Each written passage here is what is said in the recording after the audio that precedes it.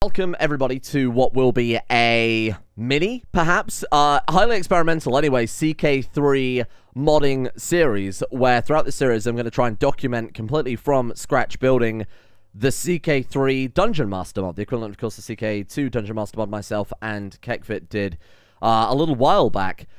Now, to be honest with you, I've been wanting to go back to the main sort of modding CK3 series that I put an episode out on when the game was released, to actually simultaneously with the game's release, but since then I haven't really touched it, completely because I haven't had time. You know, I just genuinely haven't had time to not only learn the systems of CK3, but dedicate myself to building that series. And of course, I can't really tutorialize on something that I don't know thoroughly. Now, obviously, I've done some CK3 modding that started to find its way into series more and more as of recent.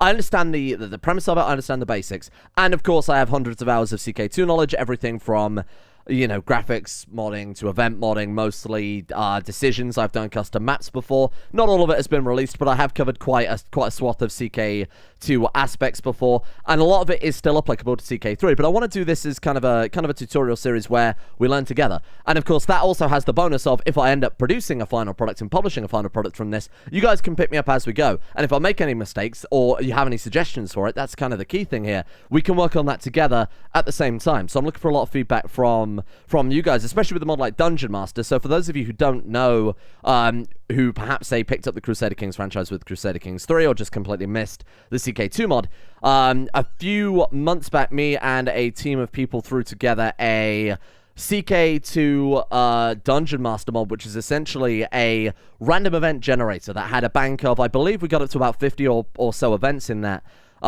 which would generate as gameplay. You know, depending on how you set up the rules, you could have it set to every 5, 10, or 15 years, I believe. We had minor events, which would, you know, kind of give out traits randomly. We had major events where you would have full-blown invading forces, similar to the Aztecs or the Mongols spawning in. It was quite fun, and it got very good reception. It's one of the most subscribed mods of all time of CK2. So I kind of want to bring that to CK3 just because, for me, it's a good way to revitalize the game. CK3 has started to become pretty stale, in my opinion.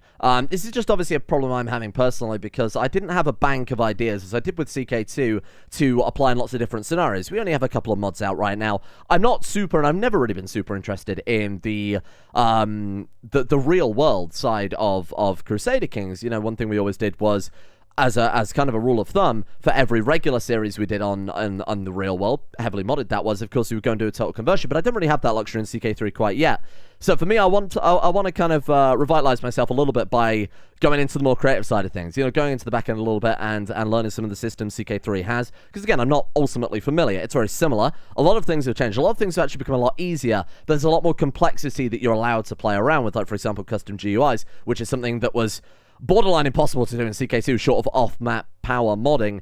We didn't quite have that luxury that we do now. And of course, the 3D aspect of things, the animation, which I've only a tiny amount of animation experience in the past, and that was for games like strategy games, for example, where I threw together some 3D assets for those. But when it comes to CK3, nothing, absolutely no knowledge at all that's probably applicable here. So that might be something we do for an entirely separate series.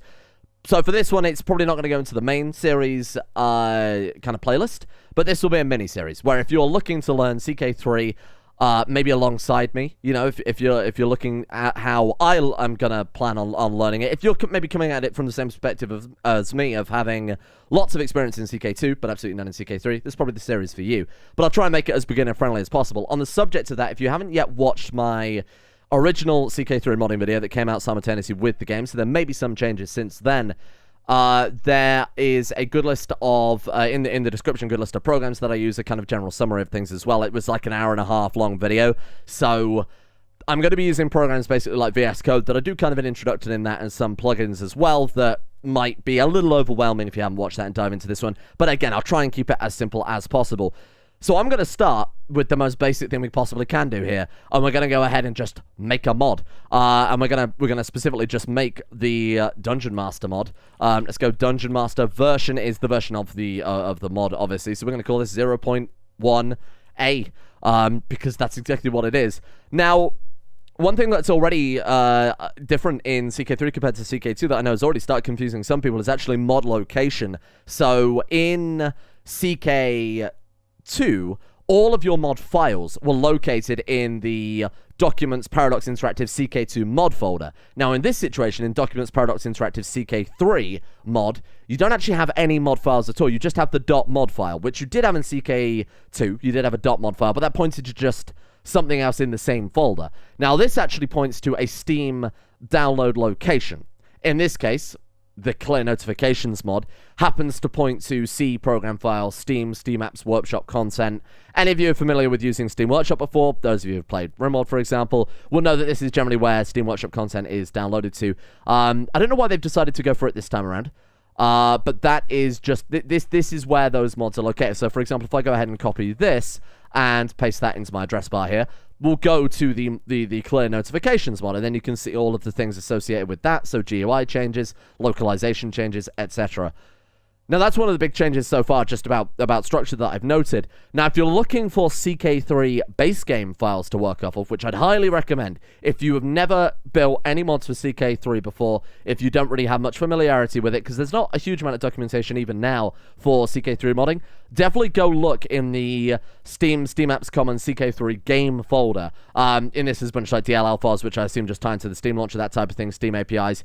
In here is the actual meat of the game, which for those of you familiar with CK2 will recognize this is going to be in your base game directory. This is where everything is. And if you want to learn something, honestly, some of my suggestions off the bat, open up an events folder and just have a look at some of the events here. Now, Paradox are also quite nice, and they generally have quite good documentation with a lot of their stuff as well. That is these info files. You can open these up in Notepad++. I've got mine set to just because it's a little nicer to look at here. And that'll give you kind of information on what everything is. So you could say open this up alongside a, say, blackmail events.txt, and you can quite clearly see it giving kind of a description of what everything is. So blackmail 001. Okay, so what is that? That tells us the, the name of the event. We can see what they're describing here. So specify character portraits appear in the position. So you can use left, lower center, and lower right. I assume you can use 5 portraits simultaneously, but I didn't actually know that until I just read it there, that you could use 5 separate portraits. In this one, we can see they're using a left portrait, etc. So you can kind of teach yourself quite well just based on what kind of Paradox has already given you. And that's basically how I'm going to learn to pick up on some of the new changes to CK3. So this is just going to be mod/dungeon master. So the confusing thing is when you make your own mods, it does actually put it in the /mod folder here. So when I create that, a new folder will be created called dungeon master. When you publish it to the workshop, it will be put in that workshop folder instead. Steam Apps Common, workshop, etc.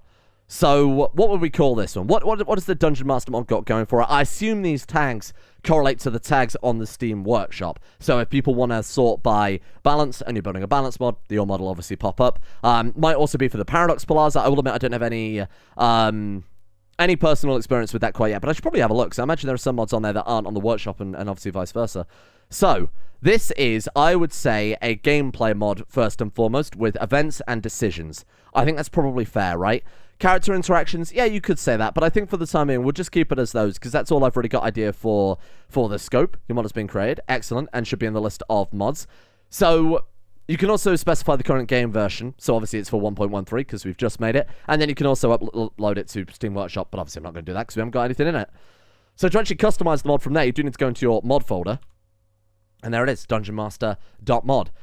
Now, the easiest way to get, obviously, your mod structure, I mean, kind of memorizing it is pretty straightforward, but if you just copy the CK3 folder, you can say, okay, let's say I want to add a decision to my Dungeon Master mod here. So I'm going to throw in, and one real good trick, just to really ensure that you're not making very common mistakes. I did 3 years of coding at university in computer science, and the amount of times things you would be looking for a bug for 5 or 6 hours, the amount of times it would be a missing bracket, a capital letter, a spelling mistake, something really, really boring like that.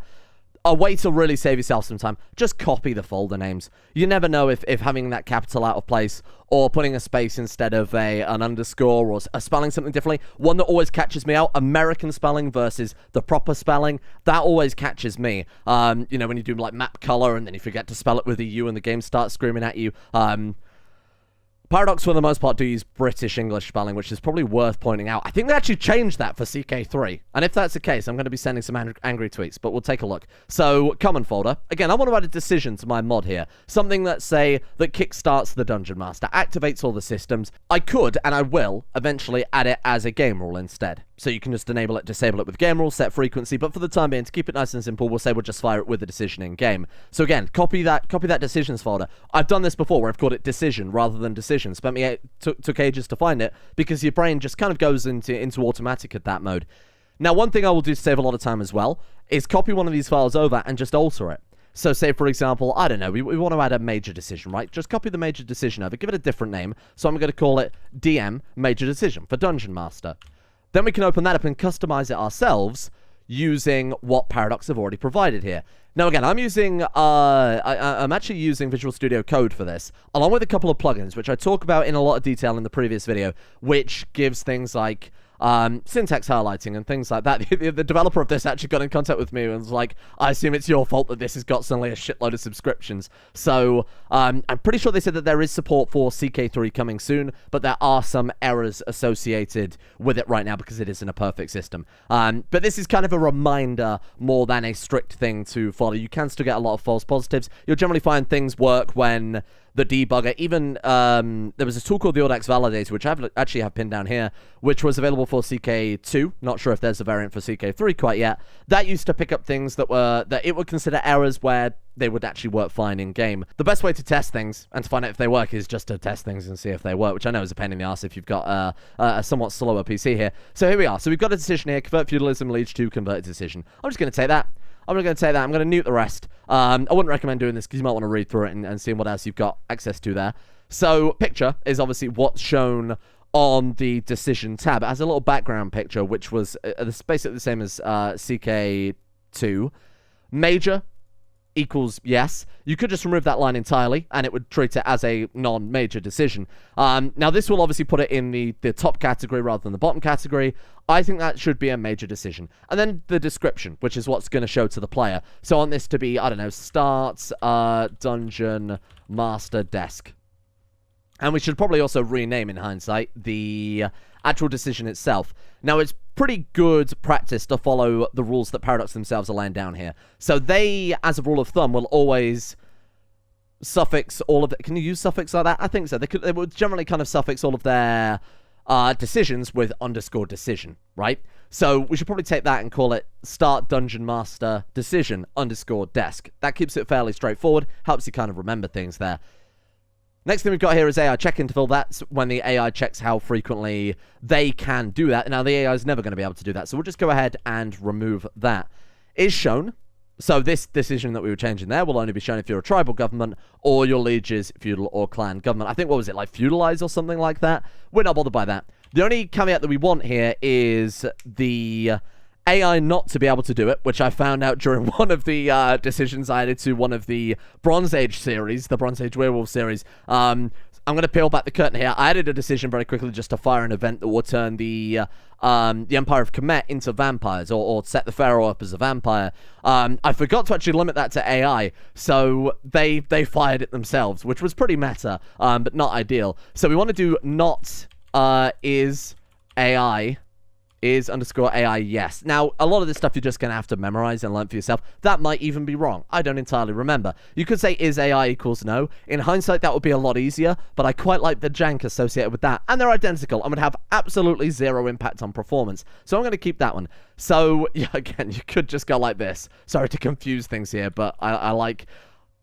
People who have worked with me on mods before will be able to attest that I like doing shit very weirdly. Kind of intentionally, just to see if they're really reading things. I think the favorite one was me and Feltoni came up with this really crazy system of checking if a character was male or female, and it was something like, not if male equals no, then male equals yes, and etc. It was a completely confusing system. Anyway, sorry, I'm rambling here. Is AI equals no is probably the most simple way to do that. So if they're an AI, don't show it, basically.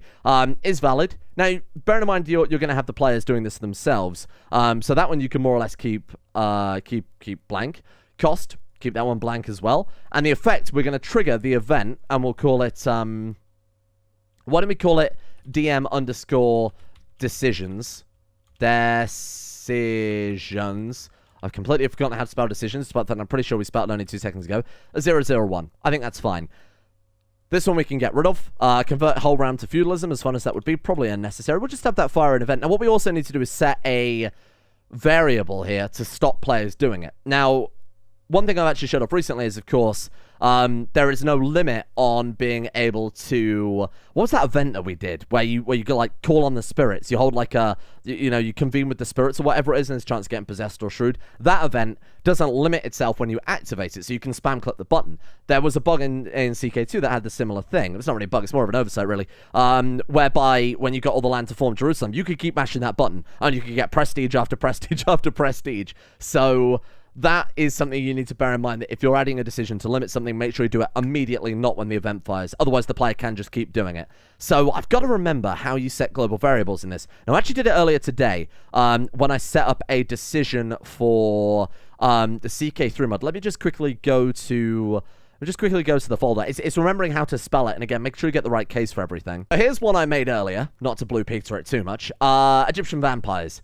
So, not exists, global variable, Pharaoh vampire exists. This is the one I wrote earlier, but I wanted to make sure that I got all the equals in the right places, because this is very, very different to the way variables worked in Crusader Kings II. Crusader Kings II was something like set variable, and then you would give it a name.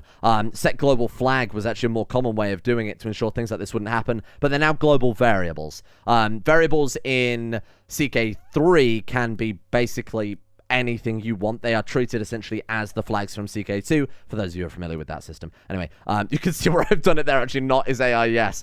I mean, I know it works, so if this doesn't, we know what we can flip it over to there. So this is one thing I do a lot, and it's just simply recycling code again to make sure I know this works, so why not copy and paste it and get it right here. So we'll call the global variable, in this case, Dungeon Master Started.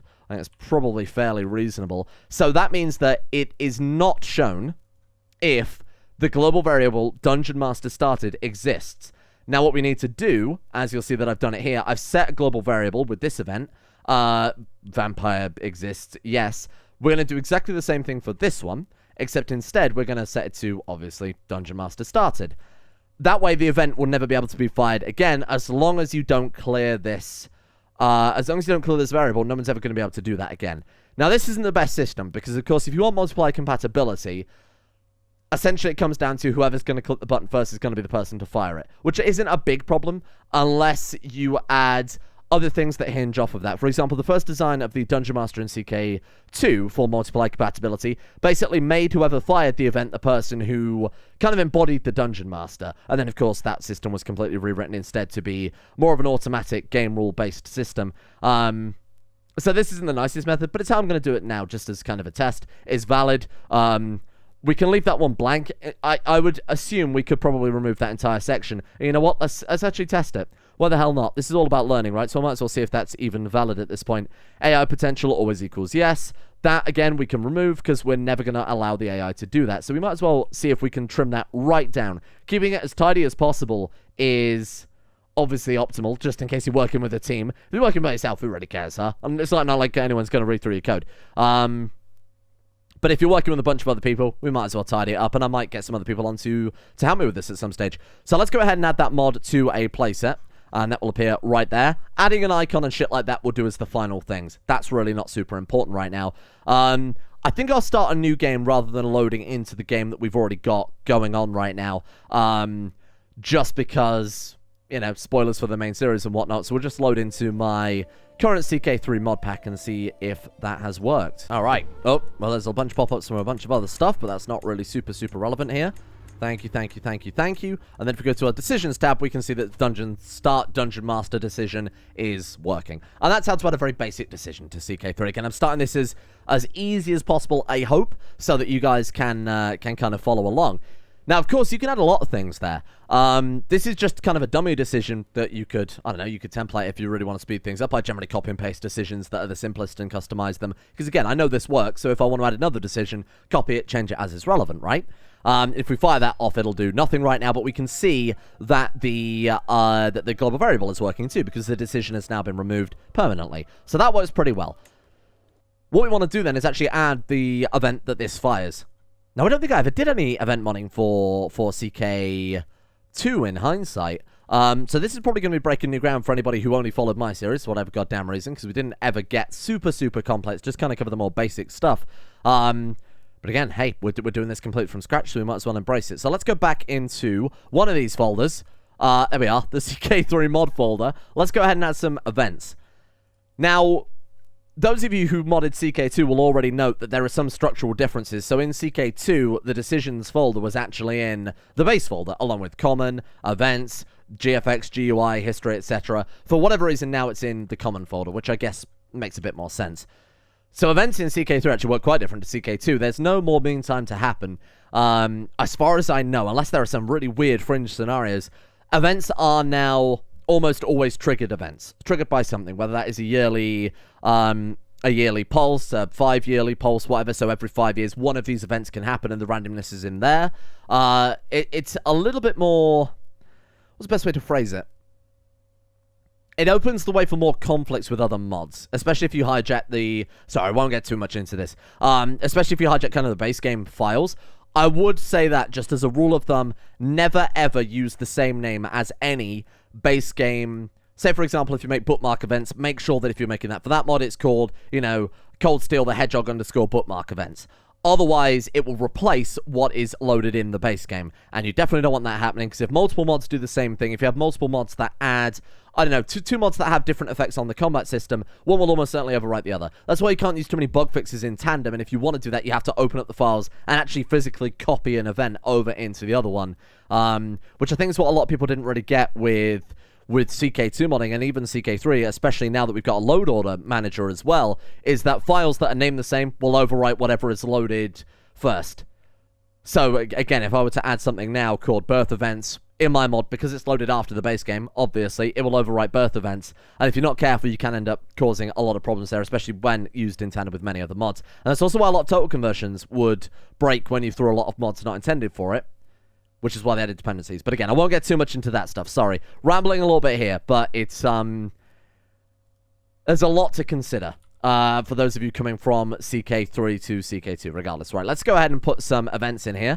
So, events, another thing as well, can actually go in folders now, which is quite nice, I guess, for organization. I don't think it really has any impact on much besides simply organizing it and making your life easier, which is quite nice. So, we're going to... Oh, you see, I've done it right there again. We're going to make a folder called Decisions Events with an S on the end, because I assume we're adding more than one. Although, granted, we've only got one right now. Let's go ahead and take the major decisions events to correlate to our DM major decisions. Now, you don't have to do this. They don't have to correlate or anything like that. You don't have to have the same file name. As long as what's being fired from the actual event itself correlates to what is in your event folder, it doesn't really matter that much. So let's go ahead and open that. And again, I'm just going to customize one of these that is that just happens to already be in here. So I like the look of this one. It's relatively simple, relatively straightforward. It's actually the convert to feudalism effect from the thing that we modded there. So I'm just going to take this one, and I'm just gonna alter this one instead. God, if only there was an easier way to select all but that, huh? Right.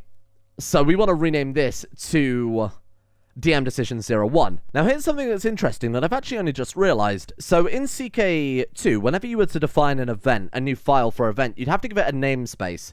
And the namespace were events that fell within kind of the same category, allowed them to link together and call one another a little bit easier. There's a lot going on with it. But the important thing is it essentially categorized and was the prefix for all the events in the folder. So you can see it here in the court maintenance events.txt that there is Court Maintenance 003. Next one will, of course, be Court Maintenance 004. Next one will be Court Maintenance 005, etc.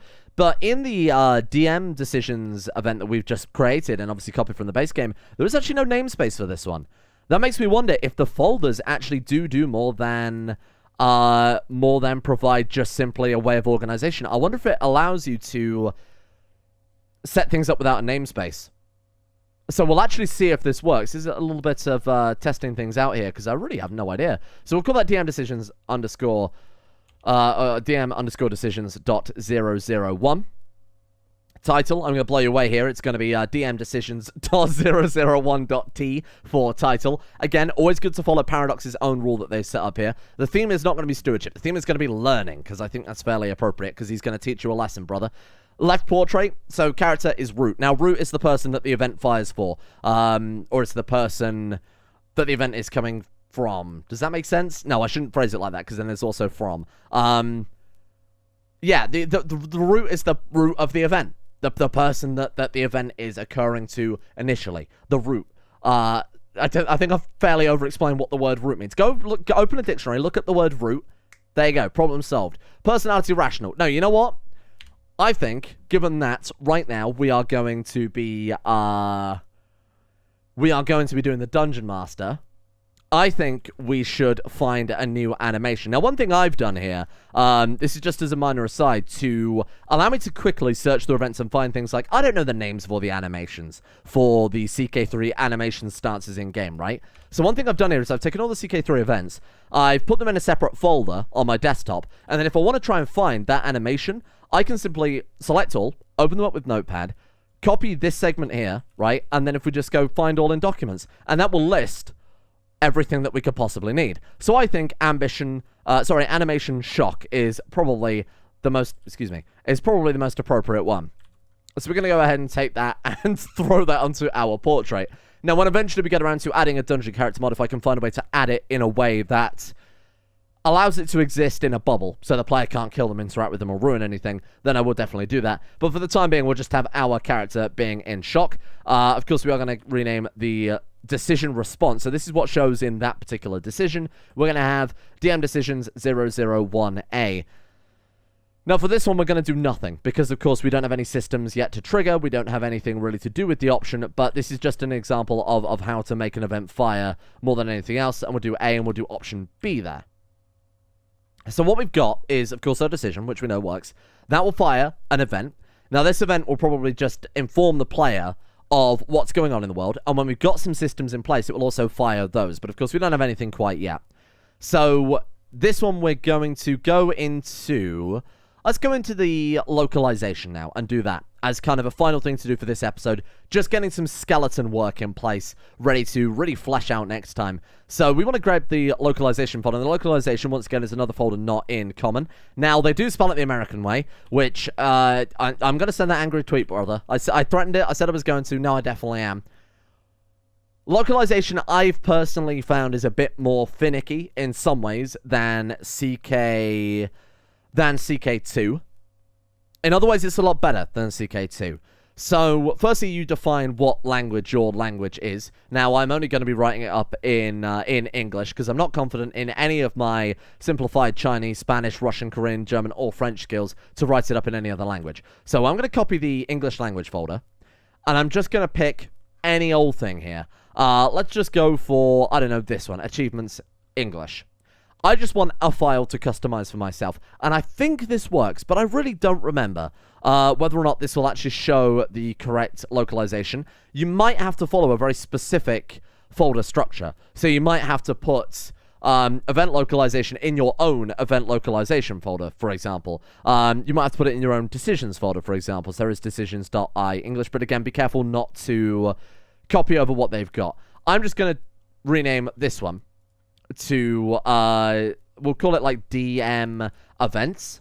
I think that's probably a good idea. And then we'll open that one up and see if we can customize this. So this is very straightforward past the point of folder structure compared to CK2 when it comes to localization. So in CK2, you didn't have separate language folders. You just had one big file that you would put different language in the same segment. So say, for example, just as a very quick aside here to compare the two, if you had, I don't know, Event Dungeon Master Stinky 1, in CK2 what you would write is blah, blah, blah, blah in English, and then you would add, I think it was a semicolon, in fact, and you write blah, blah, blah, blah in French, and then you write blah, blah, blah, blah in German, etc. And then when you wanted to close it off, you'd do something like that. Now, in CK3, of course, you don't have to worry about that. It makes the localization a lot easier to read. It makes it a lot nicer to read as well. So, the first thing we want to localize here, and localization, just to simplify it as much as possible, is the text that's shown to the player. So, if we don't localize it right now, when that event pops up, it'll say dm_decision001.t. Very useful for tracking down what you've forgotten to localize, not so good for the person playing it. So the easiest way to do that, sorry, I'll do it from scratch here, so I'm not rushing ahead too much, is DM decisions .001.t, and they just put a 0, and then anything in the quotation marks will be shown when that will pop up on screen. So we're going to call this Dungeon Master Awakens, because I think that's nice and ominous. And then similarly for the description, same story. Just copy it over, throw a colon with a 0, and then we had a little description. The Dungeon Master, after a few months of slumber is now awake and in full stereoscopic 3D. Obviously, it's not in stereoscopic 3D. I wonder if you could actually do that. No, I'm getting carried away. Don't worry about that. Don't worry about that. That's something for the future. Stereoscopic 3D where you have to wear the little red and blue glasses. That would be incredible, Paradox. I pay good money for that DLC. Right, DM Decision 001. So this one will be, I do not fear a man what has grey hair. Or this one, DM Decisions 2. Now, these could do different things, but mostly it's just to give the player a bit of bravado in how they respond to it. Just showing off that you can do different options for event, because ultimately this is hopefully trying to teach you guys something as well. And you could have those 5 different things. So we could have this one, obviously give the player scared or craven. In fact, why don't we do that? Sod it. Adds trait craven. No, this is where he's saying I do not fear a man. So that would be brave. And then this one will be craven. I don't even have cravens in CK3. I'm not sure I've ever seen it. Well, we'll see if that works then. And then we say, boy, oof, wowee, he's very scary. And honestly, I think that's it. The only thing I want to check very briefly, just to make sure I haven't made a very simple mistake here, is at the bottom of the localization. No, it doesn't look like it. I just wanted to make sure there wasn't any closing kind of statement or something like that. Maybe the document's closed with, I don't know, some... like a bracket or something, you know, like you normally do. But it seems like it's just left blank, which is quite nice. Makes things nice and simple there. So again, I'm not sure whether or not the localization will actually work, or whether we have to compartmentalize it properly. Why don't we check that out then and just see if that's worked, see if it wakes up. Give me some CK3, brother. And did I save that correctly? Yeah, it's goddamn saved. You know what we did forget to do? I forgot to localize the decision. So let's put that in. Again, same thing. Start the dungeon master. There's a couple of things to bear in mind when making decisions here. Not all of what you have to localize is actually visible in the code. You can actually write that up for yourself. So you need the decision itself. So start... Oops, I've done that backwards, haven't I? You do the title, then you do the decision. So that would say something like, begin the adventure of a lifetime. And no, I'm not talking about Disneyland. There you are. You have to add things like a tooltip. So I believe that's quite literally just _ tooltip, if I'm not mistaken. So that's what it says when you hover over it, but don't actually click it. So we'll have that say something like, do you fear fun? And then the other thing you need is a confirmation. So I believe that's just confirm. But again, I might be mistaken on that one. We'll have to reload the game just to get it to accept some of this stuff. So this one will be, yeah, brother. There you are. Right, fantastic. So let's quickly just open up CK3 and see how that looks.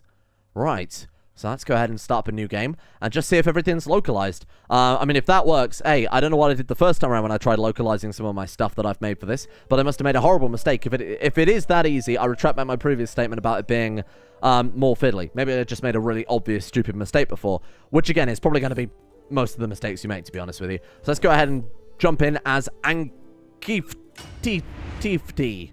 Ankangfatifti. And see if my lovely decision is right there. Thank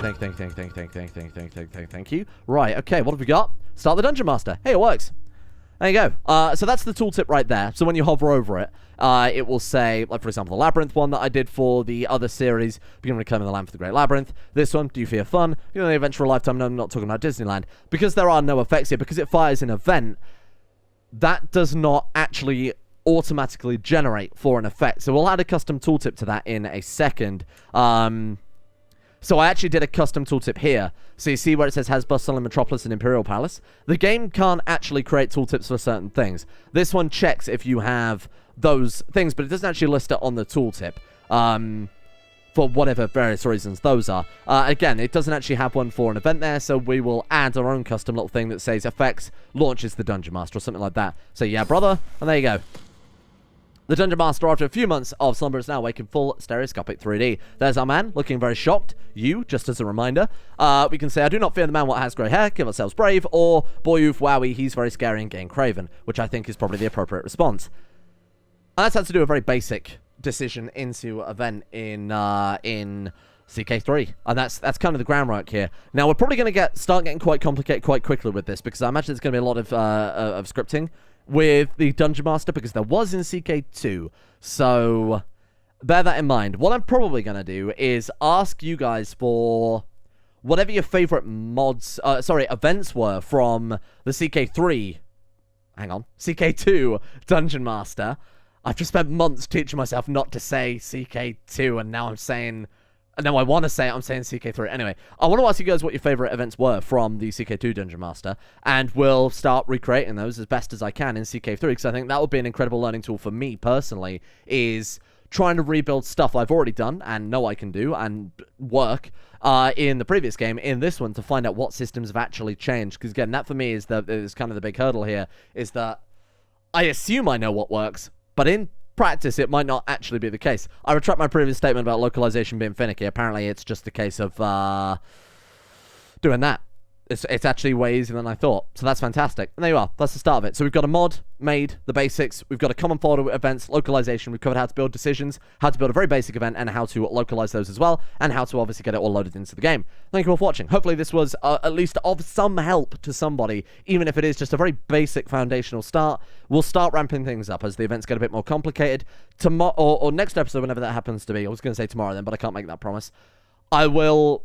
We'll have to start a way of working on the kind of foundational stuff. So we can't just start adding events because we don't have a Dungeon Master to fire the events. So we'll start working on the more foundational things, like working out how we can get the events to actually come up in game, because there's no meantime to happen.